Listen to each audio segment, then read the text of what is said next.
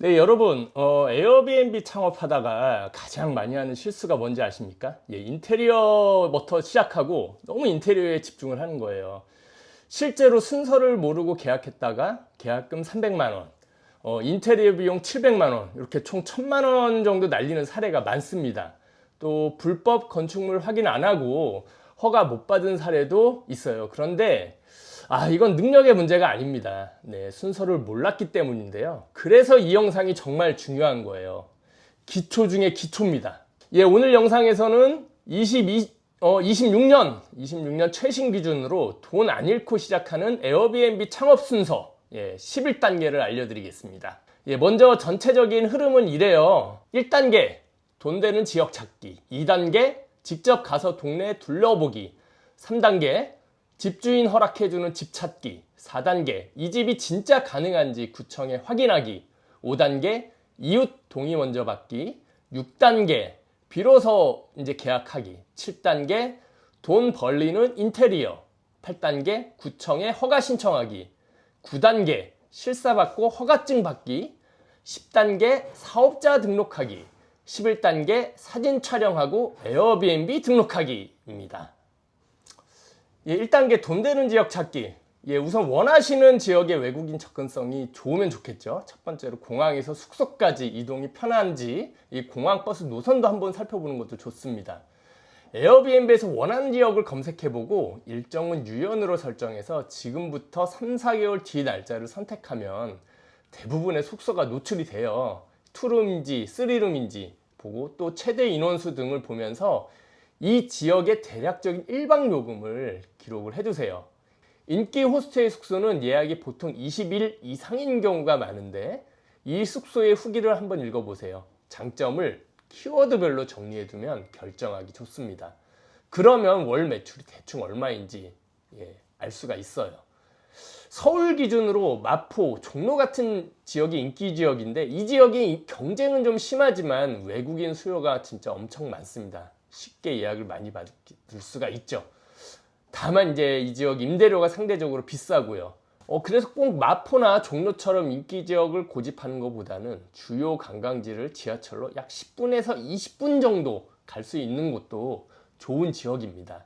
가성비로 공략하기 정말 좋죠. 그 지역의 월세도 발품 발기 전에 네이버 부동산 등으로 확인해 보세요. 대략적인 시세를 알고 접근해야지만 부동산에서 바가지 씌울 때 대처가 가능합니다. 요즘 부동산 에어비앤비 매물이 써요 하면 기본적으로 40에서 50만 원 정도는 높게 이야기를 한다고 합니다. 이럴 때 예를 들어 150만 원은 이 지역 시세보다 조금 비싸니까 한 130만 원 정도로 하면 어떨까요 하면서 협상을 시작할 수가 있는 거죠. 2단계 직접 가서 동네 둘러보기.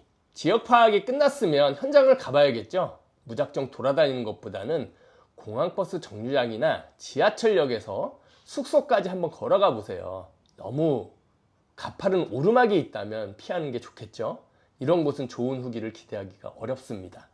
또 공인중개사를 방문해서 에어비앤비 매물을 찾고 있다고 이야기하면 소개해주는 곳이 있을 거예요. 3단계 집주인 허락해주는 집 찾기.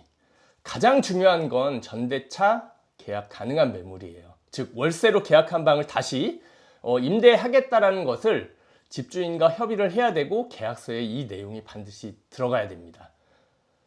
그래야지만 외도민 허가증을 받을 수 있어요. 집주인이 좋다고 해서 바로 계약하면 안 됩니다. 절대로. 계약 전 반드시 체크를 해야 할 내용은 30년 이상 된 주택인가, 불법 건축물이 있는가, 또 전대차 계약이 가능한가, 타세대 동의가 가능한가입니다. 이거 확인 안 해서 99%가 여기서 망하는 거예요. 이 내용은 별도 영상을 통해서 좀 자세히 다루도록 하겠습니다. 4단계 이 집이 진짜 가능한지 구청에 물어보기.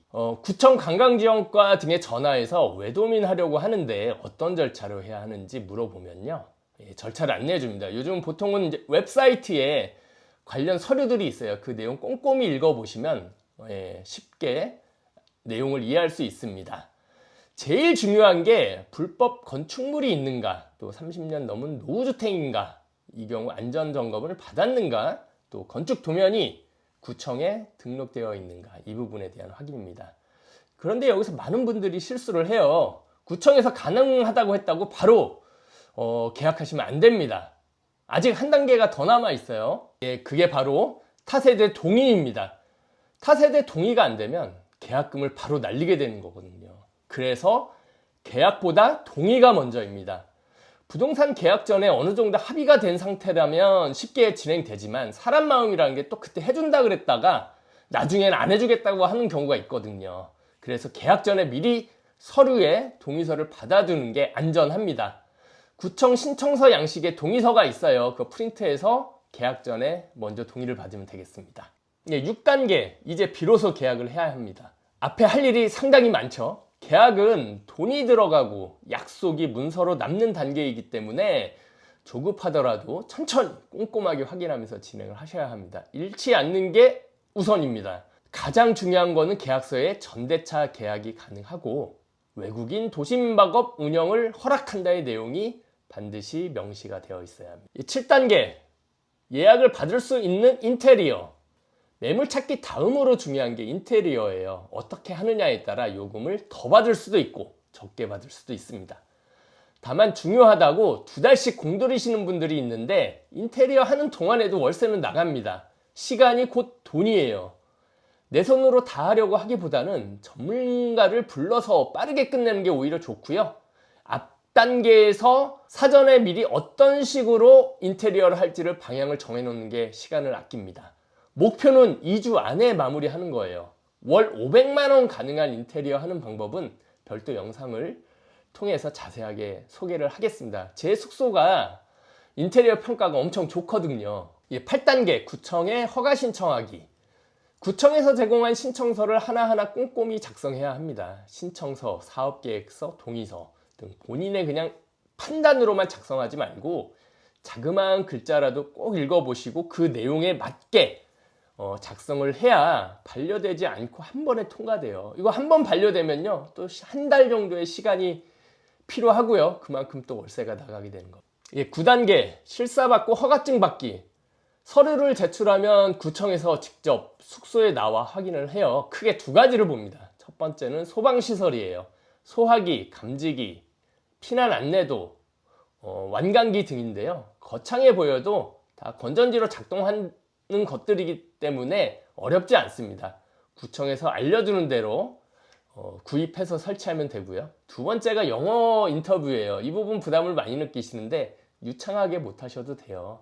평가가 상중 하 정도로 나뉘는데 하 등급이라 하더라도 요즘은 번역 앱이라든가 팜플렛이라든가 이런 부분으로 보완이 가능하기 때문에 이렇게 얘기하면 됩니다.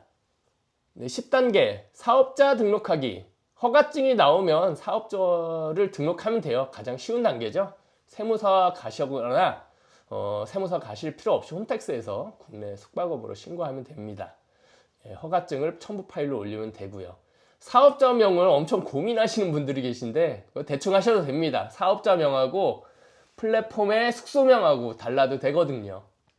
11단계, 사진 찍고 에어비앤비 등록하기. 드디어 마지막입니다. 에어비앤비 사진은 예약률을 크게 좌우합니다. 그래서 본인이 직접 찍기가 어려우시면 전문가를 이용해서 촬영을 맡기시는 걸 추천해 드리고요. 사진까지 준비됐으면 에어비앤비의 숙소를 등록하시면 됩니다. 숙소의 특징을 자연스럽게 담백하게 적는 게 좋고요.